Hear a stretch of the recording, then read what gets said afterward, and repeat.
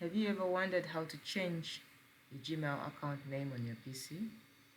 Changing your Gmail account name on your PC is a simple process. You start by logging into your email. But in this case, I'll go straight to my profile icon because I'm already logged into my email. I'll click on it and then I'll come to manage your Google account. Then move to personal information, click on it. And then here I have my basic information, so I'm interested in changing my name. I'll click on my name. Okay,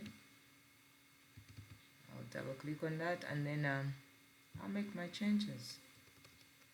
Say I want to change to that,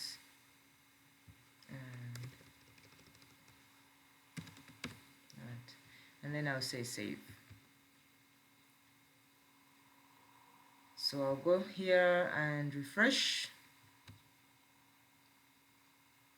and then to confirm my changes I'll go back to my profile icon, click on it, and as you can see my name has changed. Thank you so much for watching. I hope this has been super easy to learn. Please try it out and follow for more tips.